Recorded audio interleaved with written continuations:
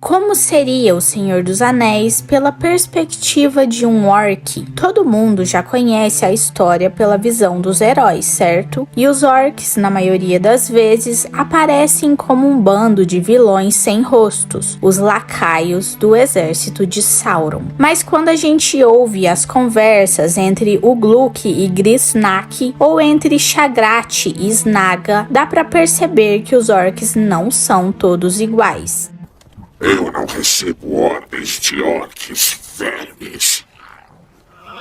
Eles têm as suas próprias aparências, experiências e personalidades totalmente diferentes. Para um dos Uruk-hai de Saruman, por exemplo, a história de O Senhor dos Anéis foi completamente diferente da história vivida por um orc lá nas Minas de Moria, entenderam? Então, no vídeo de hoje, vamos entrar na pele de um orc e entender como foi viver essa história épica do ponto de vista deles. Tira a mão. Esse coletivo aí é meu. Cada orc teve sua própria perspectiva dos acontecimentos de O Senhor dos Anéis, mas nesse vídeo nós vamos focar nos orcs de Sauron, principalmente aqueles que viviam em Mordor. E vale lembrar que Sauron tinha outras fortalezas de orcs, sendo Dol Guldur, no sul de Mirkwood, a mais imponente delas. Mas de longe, a maior concentração de orcs estava lá em Mordor. Vários anos antes dos eventos de O Senhor dos Anéis, Sauron se estabeleceu em Mordor e começou a reunir as suas forças, incluindo, é claro, os orcs. E mesmo que todos os orcs sejam guerreiros, nem todos faziam parte do exército de Sauron. Eles também eram mineiros, artesãos, construtores e condutores de escravos. Tolkien escreve sobre bandos de orcs indo para o leste e para o sul para trazer de volta recursos e mais escravos. E no coração de Mordor, por exemplo, Sauron pegou muito dos seus orcs que faziam outras tarefas e jogou eles no meio do seu exército de última hora para lutar na Guerra do Anel. Mas muitos orcs continuaram com seus papéis habituais, porque o exército ainda precisava de suplementos e a economia de Mordor ainda precisava funcionar. Esses orcs que só trabalhavam como mineiros e em outras tarefas similares notaram pouca mudança no seu dia a dia. O que aconteceu foi que eles tiveram que trabalhar mais, porque, como eu disse, alguns dos seus colegas orcs foram mandados para a linha de frente e as operações de guerra precisavam continuar funcionando. Então, para esses orcs em específico, houve pouca mudança, pelo menos até o finalzinho da guerra. Já já vocês vão entender. Para os orcs de Sauron, a Guerra do Anel significava lutar ou esperar pela guerra em acampamentos. E esses orcs que estavam nessas tendas eram, na verdade, tropas de orcs que estavam vindo de outras partes do Império de Sauron. Estavam vindo do sul e do leste. Muitos deles estavam estacionados em locais como Minas Morgul, que, aliás, não tinha espaço para abrigar todo mundo. Então a solução foi criar uma cidade de tenda. Entenderam? Mas não se engane, aquilo não era um acampamento improvisado. Algumas dessas tropas já estavam ali há tanto tempo que construíram prédios rústicos, cabanas e até as estradas. E além disso, não tinha só orcs nesse exército. Quando a gente olha mais de perto, a gente vê que existe ali uma mistura de raças e tipos de tropas. Por exemplo, os humanos do leste, os negros do sul e até os guerreiros de Númenor que foram corrompidos pela escuridão. Todo mundo estava ali. E é claro, tinham os Trolls, Uruk-hais e os diferentes tipos de orcs e goblins. O exército era muito diversificado, só que com tanta variedade, o exército também era briguento. Esse nojento tentou me matar,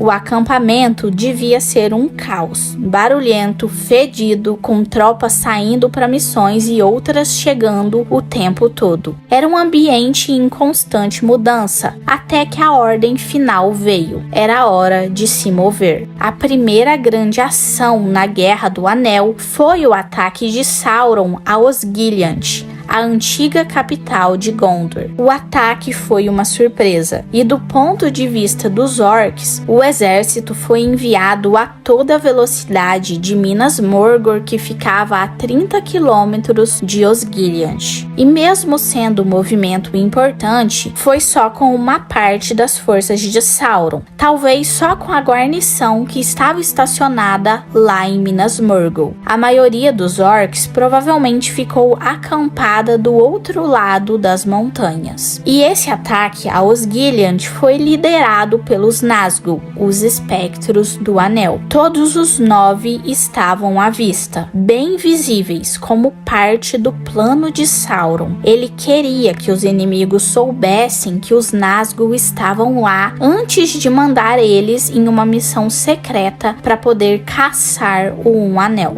Mas a presença dos Nazgûl também tinha um efeito importante nos orcs, porque para os inimigos, os Nazgûl eram aterrorizantes, mas para os orcs, eles funcionavam de outra forma. Eles mantinham o exército em ordem. Sauron tinha um controle firme sobre os orcs de Mordor, e quanto mais perto dele, mais forte era esse controle. Porque os orcs não eram robôs, mas eles estavam muito ligados à vontade de Sauron. Orcs que estavam longe de Mordor, como os de Moria, pareciam ser menos influenciados por ele, mas os orcs de Mordor eram quase uma extensão da sua vontade. Durante o ataque a Osgiliath, a ponte sobre o rio Anduin foi destruída, mas o que importava era que Sauron estava testando a força dos seus inimigos e mantendo seus orcs prontos para a verdadeira batalha que ainda estava por vir. Era como se tudo aquilo fosse um treinamento para Sauron. As forças de Sauron se mantiveram no lado leste do rio. Algumas voltaram para aquele acampamento improvisado, porque demoraria um pouco até que eles fossem chamados para lutar de novo. Então, cerca de 9 meses se passaram, o que provavelmente explica a mudança de uma cidade de tendas para estruturas um pouco mais robustas. O acampamento agora era o lar de dezenas de milhares de orcs. E durante esses 9 meses, houve ainda mais mudanças. Sauron continuou a acumular suas forças e enviou várias expedições para caçar o Anel. Um desses grupos foi o que capturou Merry e Pippin. E vale mencionar que durante esse tempo havia 3 grupos de orcs em conflitos: os de Sauron, os de Saruman e um terceiro grupo que tinha vindo lá de Moria. Esses orcs de Moria queriam vingança pela morte dos seus companheiros lá nas minas. Então eles foram atrás da Sociedade do Anel e desejavam voltar para o norte depois de matá-los. Mas os Uruk-hai rapidamente colocaram eles no seu lugar, até porque os Uruk-hai de Isengard eram extremamente mais fortes do que esses pequenos orcs e goblins de Moria. Continuando, em 9 de março do ano de 3019 da Terceira Era, os orcs de Mordor finalmente receberam suas ordens de marcha. Sauron juntou sua magia e uma escuridão começou a se espalhar de Mordor em direção ao oeste. E no dia seguinte, essa escuridão já tinha alcançado Minas Tirith e esse dia ficou conhecido como o Dia Sem Amanhecer. A escuridão tinha vários propósitos. Aterrorizava os humanos que amavam a luz, dava uma vantagem para os orcs que enxergavam bem no escuro e fazia com que a maioria dos orcs que odiava o sol pudesse sair de Mordor sem ter que esperar o anoitecer. Foi esse exército que vimos na Batalha dos Campos de Pelennor. Mais tarde, uma segunda força menor de orcs e homens partiu para tomar a ilha de Car-Andros e bloquear a estrada estrategicamente importante entre Rohan e Gondor.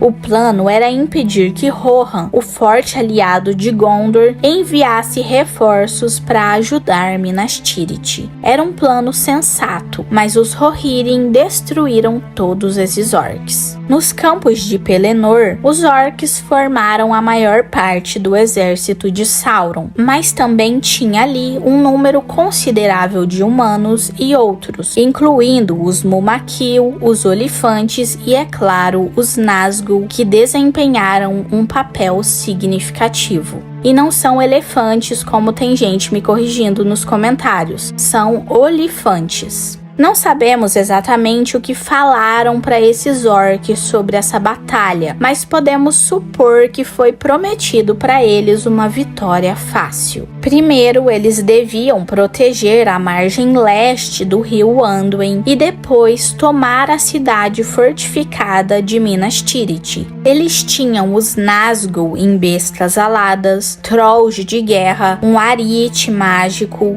e um exército muito maior. Com isso, certamente eles estavam se sentindo muito confiantes. A vitória parecia cada vez mais provável à medida que a batalha alcançava. Os orcs varreram o Anduin sem encontrar resistência nenhuma. E a missão de Faramir de defender o rio era desesperada e ridícula, considerando o tamanho da força que ele tinha em comparação com o exército de Sauron. E para os orcs isso não era nada além de uma formalidade antes de finalmente tomarem a cidade. Os orcs de Sauron, depois de conseguirem romper o grande portão de Minas Tirith, começaram a invadir a cidade. E o administrador Denethor, que devia estar liderando a defesa, estava mais preocupado em se jogar do alto da torre. E isso fez com que a moral das tropas nas muralhas desabasse. Os orcs estavam prontos para tomar a cidade, mas então o exército de Rohan apareceu, pegando todos os orcs de surpresa.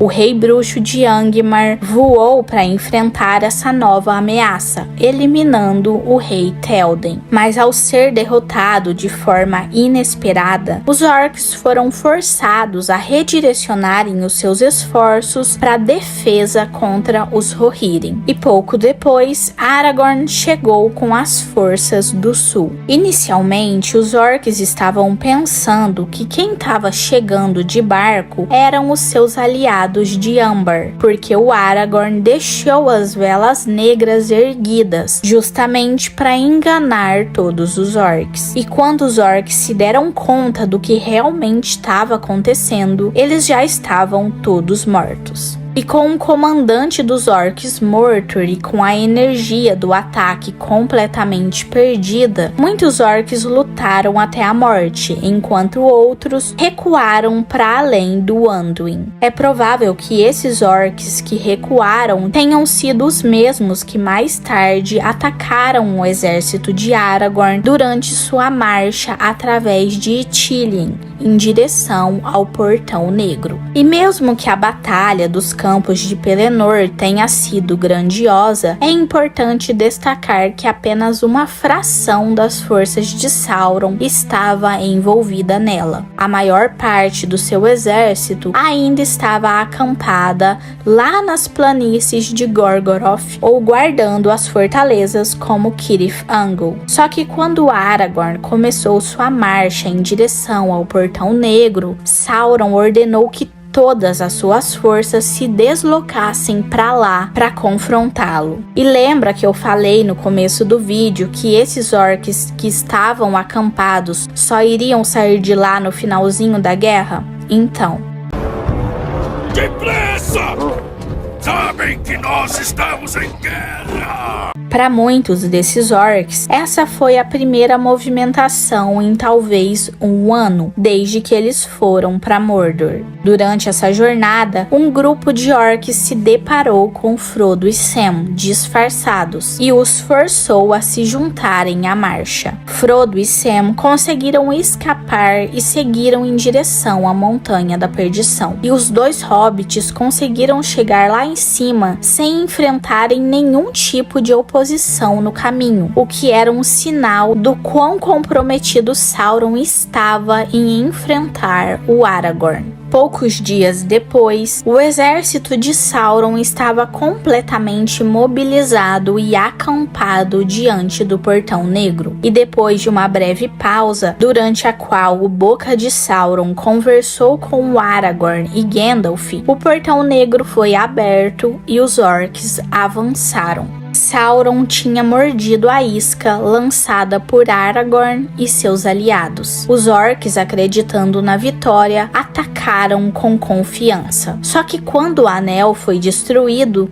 tudo mudou. O elo entre Sauron e os orcs foi quebrado e eles ficaram sem direção. Tolkien descreve o poder de Mordor se espalhando como se fosse pó ao vento. Sem a influência de Sauron, os orcs se tornaram desorientados e sem propósito. Muitos se mataram, se jogaram em abismos ou fugiram desesperados para se esconderem em lugares escuros e sem luz. A vasta massa dos orcs que outrora seguia Sauron foi rapidamente desmantelada. Alguns foram mortos imediatamente, outros fugiram apenas para serem erradicados mais tarde por Aragorn e Faramir. E isso não afetou só os orcs que estavam no campo de batalha. Havia muitos outros orcs guardando fortalezas, minerando, abastecendo o exército e escravizando prisioneiros. E mesmo aqueles mais distantes acabaram derrotados, e a queda de Dol Guldur selou o destino de todos. Os orcs que restaram em Mordor enfrentaram um destino sombrio. 2 dias depois da queda de Sauron, muitos foram caçados e eliminados, e nos anos seguintes, aqueles que se escondiam nos buracos mais profundos e distantes também foram exterminados. E na Quarta Era, os anões expulsaram os orcs de Khazad-dûm. Não se sabe ao certo quando o último orc foi derrotado, mas a partir do momento que Sauron caiu, o fim dos orcs se tornou inevitável.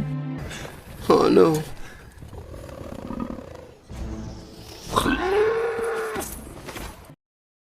A Era dos Homens acabou. A Era dos Orcs começou. No universo de Tolkien, o processo exato de reprodução dos orcs é uma área pouco explorada, mas nós temos algumas pistas de como essa raça conseguiu sobreviver. Criados apenas para servirem aos Senhores do Escuro, como Melkor e Sauron, os orcs se multiplicavam e formavam exércitos rapidamente, ameaçando a paz e a prosperidade de todas as raças livres. Mas como eles conseguiam se reproduzir tão rapidamente? Eles mantinham relações íntimas com possíveis orcs fêmeas? Ou eles simplesmente surgiam de dentro da terra como minhocas? A raça dos orcs se espalhou muito antes deles se multiplicarem nas entranhas da terra. Agora, a pergunta de como os orcs se reproduzem nas criações de Tolkien possui várias explicações diferentes. Tolkien tendeu a alterar sua perspectiva ao longo dos anos e nunca chegou em uma resposta final e concreta antes da sua morte. Mas baseando em seus escritos, nós temos várias teorias de como isso tudo acontecia. A A primeira informação que temos era que o próprio Morgoth criou a raça dos orcs como uma forma de zombar dos elfos, o que pode significar que eles não se reproduziam de maneira tradicional. Era como se eles fossem esculpidos por algum poder maior ou por magia. Esse poder foi continuado depois de Morgoth pelo seu segundo sucessor, Sauron, e mais tarde por Saruman também. Só que com o passar dos anos, Tolkien mudou seus pensamentos sobre essa ideia, dizendo que em seu mundo, Morgoth não poderia realmente criar vida do zero. Somente Ilúvatar poderia ser capaz de fazer isso. Então, após essa afirmação de Tolkien, nós podemos excluir essa primeira opção. Isso significa que Morgoth criou os orcs através da corrupção e mutilação de elfos já vivos. Então, se os elfos se reproduzem sexualmente, a forma básica de vida dos orcs não teria mudado também, o que nos leva a concluir que os orcs se reproduziam da mesma maneira que os elfos. Isso comprova a teoria que existem orcs masculinos e femininos, assim como existem elfos masculinos e femininos também. Existe também uma outra teoria que eu quero falar para vocês. É uma teoria sobre as orcs fêmeas. Essa teoria diz que essas possíveis orcs mulheres poderiam ter sido tratadas do mesmo jeito que os anões tratavam as mulheres anãs. Porque as mulheres anãs são tão parecidas com os homens que muitas vezes são confundidas com eles. Elas possuem barba e até a voz delas são parecidas com a dos anões. E até mesmo o anão Gimli comprova isso. Elas são tão parecidas na voz e na aparência que geralmente são confundidas com os anões. Então, essa teoria sobre as orcs femininas diz que elas poderiam ter sido tratadas da mesma forma que os anões tratavam as mulheres anãs. É a barba. Resumindo, a ideia básica disso seria que as mulheres orcs não seriam vistas por outras raças, porque elas não podiam viajar para lutar em batalhas ou se envolver em qualquer atividade fora da sua própria raça. Basicamente, elas ficariam em suas casas, cavernas ou poços de lama, sei lá, apenas existindo, principalmente para a responsabilidade de procriar. Quando a gente pensa sobre isso, não parece tão irreal, considerando que os orcs são uma raça nascida da zombaria da escuridão em um mundo onde há árvores falantes, dragões e demônios de fogo. Então, esse não seria o cenário mais irreal da Terra-média. E além disso, há uma boa possibilidade de que, mesmo que as orcs femininas lutassem ao lado dos machos, quando elas colocavam uma armadura, elas pareciam tanto com os orcs machos que ninguém iria notar a diferença.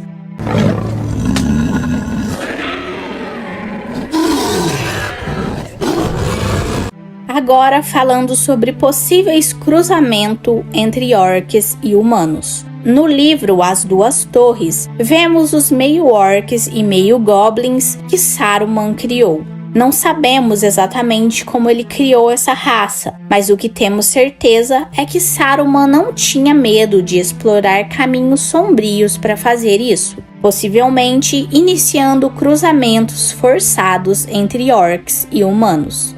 Isso poderia significar que Saruman forçou os Dunlendings a se cruzarem com orcs, gerando híbridos. E mesmo que essa seja uma ideia bizarra e desagradável, isso explicaria as origens de alguns espiões, como o Sulista, de olhar astuto visto por Frodo em Bree durante a Sociedade do Anel.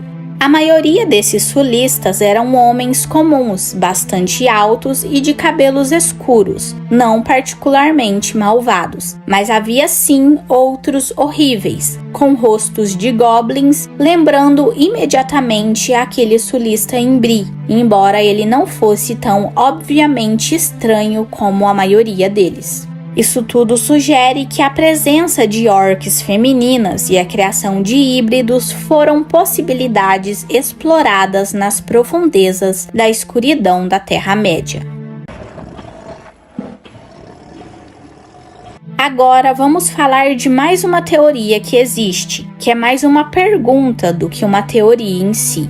E se? Se os orcs não podiam ou simplesmente não tinham interesse nenhum em reprodução sexual, outra opção que existe é de que eles simplesmente cresciam de alguma outra forma. Este é o caminho que a lendária trilogia dos filmes seguiu. Nos filmes, nós vemos os Uruk-hai sendo retirados da lama, quase como se tivessem sido cultivados em cápsulas e desenterrados quando prontos.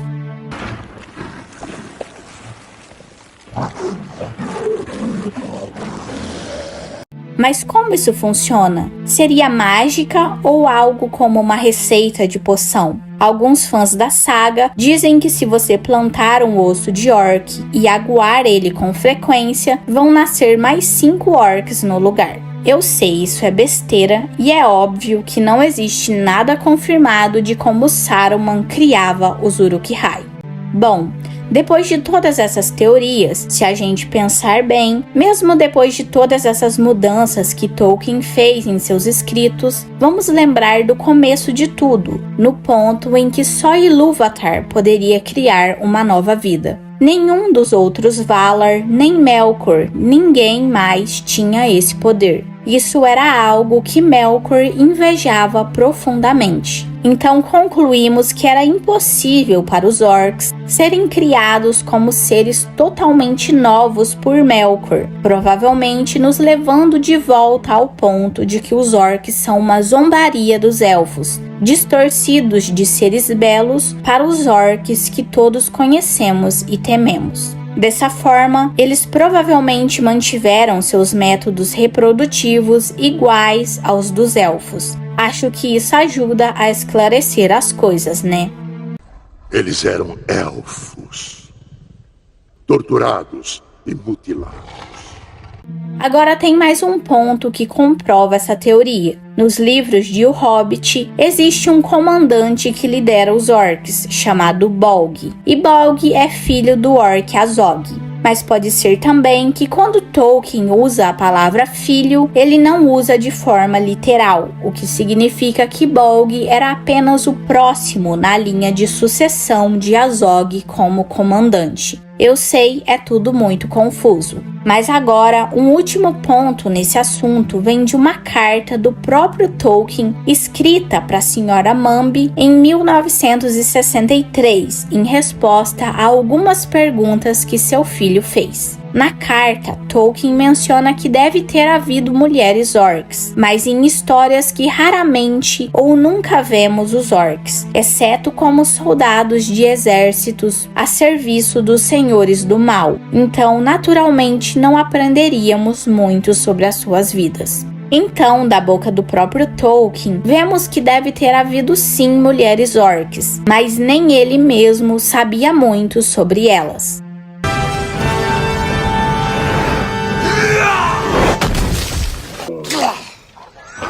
Quando a gente busca entender esses métodos reprodutivos dos orcs no universo expansivo de Tolkien, nós passamos por várias teorias e textos que oferecem dicas, mas nenhuma resposta definitiva. Medo. A cidade exala medo.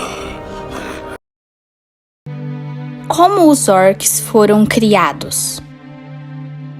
Os orcs, conhecidos pela brutalidade e lealdade aos senhores sombrios, são um dos elementos mais marcantes no universo de Tolkien.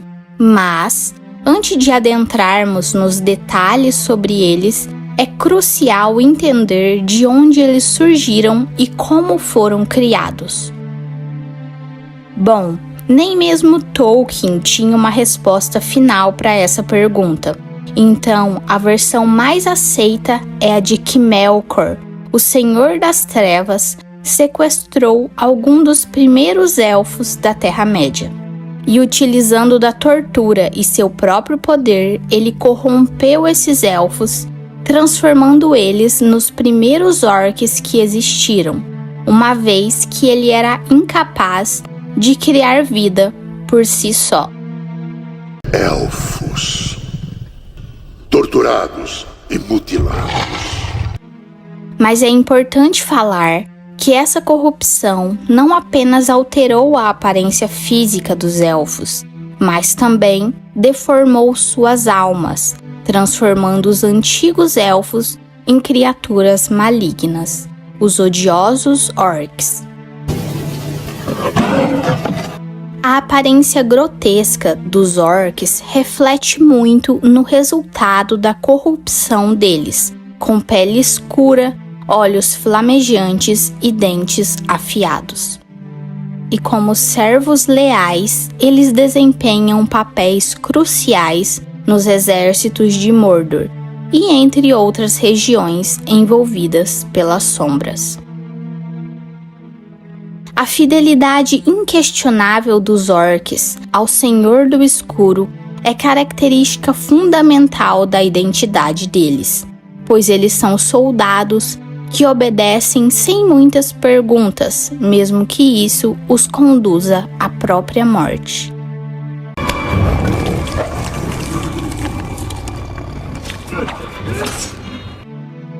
Após a prisão de Melkor pelos Valar, Sauron e seus outros seguidores ficaram por conta própria, e os orcs se multiplicaram sozinhos durante milhares de anos.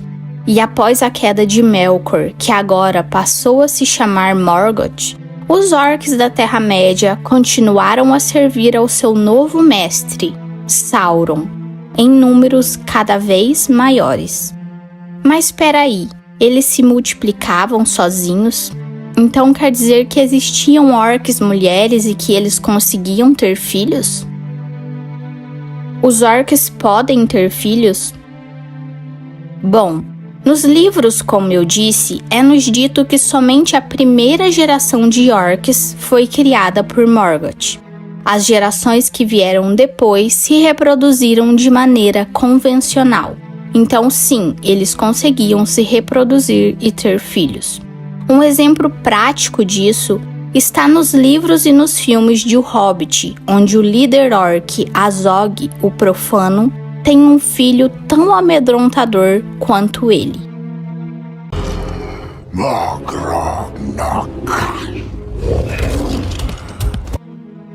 Azog é um poderoso líder orc que lidera as tropas dos orcs na Montanha Solitária, durante a Guerra dos Anões e dos Homens. E Bolg, o líder dos orcs da Colina de Ferro, é seu filho, e a sua relação com o pai é caracterizada por uma lealdade inabalável e uma herança de crueldade e brutalidade. Azog é conhecido por seu ódio intenso pelos anões, e Bolg segue os passos de seu pai, sendo um líder militar habilidoso e determinado. Os dois formam uma dupla muito forte e eles lutam juntos pelo desejo de vingança contra seus inimigos. Se vocês quiserem, eu posso trazer um vídeo só falando sobre os dois aqui no canal. Existem orcs mulheres? O curioso é a ausência da menção específica às mulheres orcs nos livros, o que pode ser atribuído à falta de relevância na narrativa ou à decisão de evitar detalhes desconfortáveis. A sociedade orc é notadamente violenta, determinando muitos aspectos de suas vidas. Tolkien possivelmente escolheu não aprofundar nesses detalhes para manter a obra acessível e não sobrecarregar os leitores com nuances mais sombrias. Imaginar a vida das orcs mulheres em uma sociedade onde a violência rege tudo nos leva a crer que a reprodução acelerada era provavelmente involuntária e pouco saudável. Embora o autor não tenha explorado esses aspectos, ele deixou espaço para que os leitores deduzam como seria a vida dessas criaturas em meio a um contexto tão brutal. Os Uruk-hai. Já os orcs de Saruman, também conhecidos como Uruk-hais, são uma variação específica dos orcs que aparecem nos livros. Saruman, o Branco, querendo dar um up nas tropas de Sauron, buscou criar uma nova raça de orcs, mais poderosa e resistente para servir os seus próprios propósitos. Esses Uruk-hai eram uma mistura de orcs com alguma linhagem humana, que os tornavam mais ágeis e mais fortes. A quem você serve? Uma notável diferença deles é a capacidade de suportar a luz do sol, permitindo maior mobilidade durante o dia, o que é uma característica inusitada para os orcs, pois a maioria deles não gosta muito da luz do dia. Saruman realizou experimentos obscuros e bizarros em Isengard para aprimorar a criação dos seus orcs, e assim surgiu a linhagem dos Uruk-hai. Além disso, eles são reconhecidos por sua disciplina e organização em batalha, utilizando armaduras pesadas e armas mais avançadas que os orcs comuns.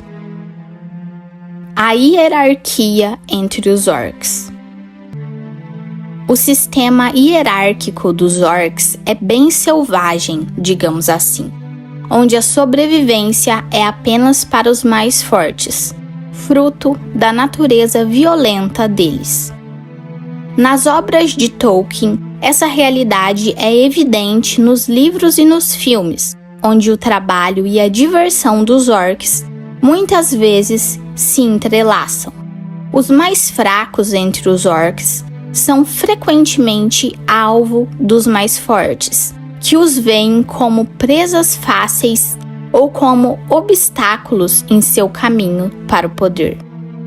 Nos conflitos internos entre tribos e clãs, é comum os mais fracos serem eliminados sem misericórdia, em uma demonstração brutal de domínio e crueldade.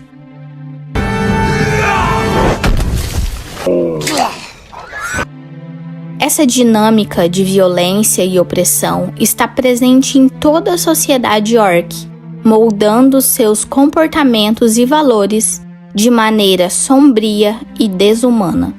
Mas toda essa selvageria do sistema de convivência dos orcs, do ponto de vista de Morgoth e Sauron, era muito vantajosa, pois mantinham os mais fortes vivos e úteis, enquanto os mais fracos eram descartados. A violência constante garantia que os orcs não se tornassem negligentes, pois intriga e conflitos eram envolvidos pela força. A seleção dos orcs era baseada na habilidade de batalha, medida pelo número de mortes acumuladas, o que garantia respeito e destaque na hierarquia orc. Canibalismo. Na sociedade sombria dos orcs, o canibalismo é uma prática horripilante e perturbadora. Eles não têm escrúpulos em devorar a carne de seus próprios semelhantes para saciar a sua fome insaciável e mostrar seu poder sobre os mais fracos.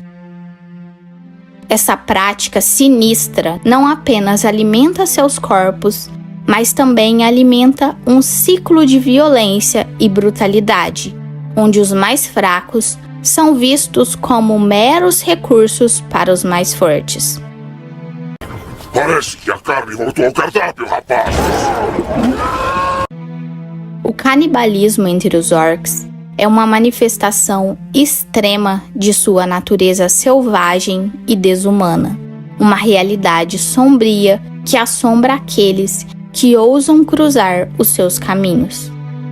Em um mundo onde a lei do mais forte prevalece, até mesmo a própria carne se torna uma ferramenta de dominação e controle. O que os orcs faziam quando não estavam em batalhas? Os orcs, embora nunca tenham criado obras esteticamente atraentes, demonstravam habilidades mental para conceber dispositivos práticos como máquinas de guerras, armas e armaduras. Suas armas prediletas eram, é claro, instrumentos de tortura. Eles também apreciavam o funcionamento das rodas e o transporte de objetos, utilizando explosões com frequência para cavar túneis e minerar.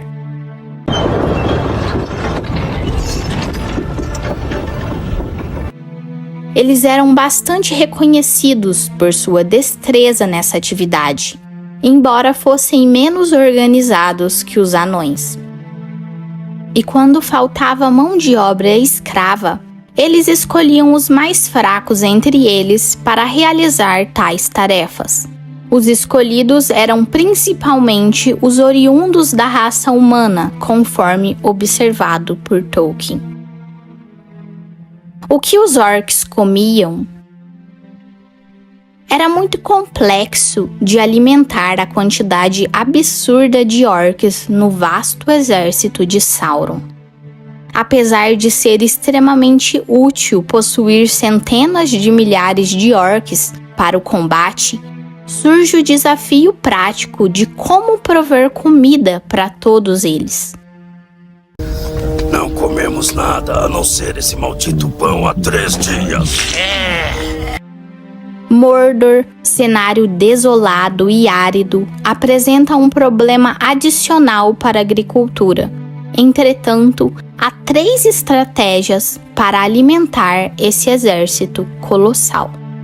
A primeira envolve a agricultura e criação de gado em regiões específicas de Mordor.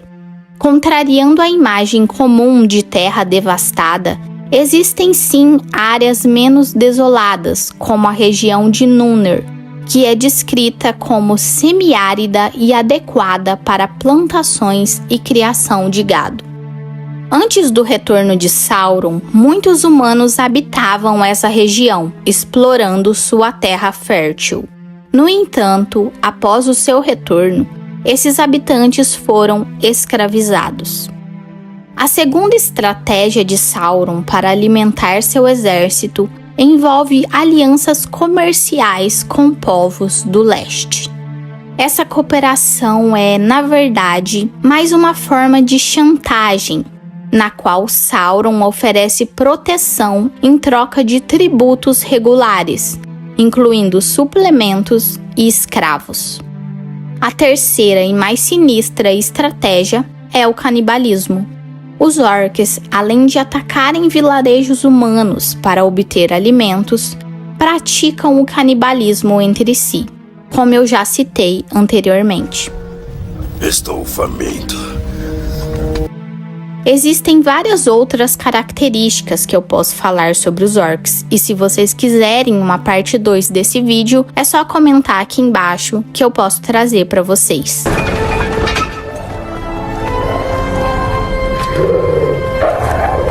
E aí, gostou do vídeo? Me conte nos comentários. Por favor, ajude o meu canal a crescer e se inscreva para mais conteúdo como esse. Até mais!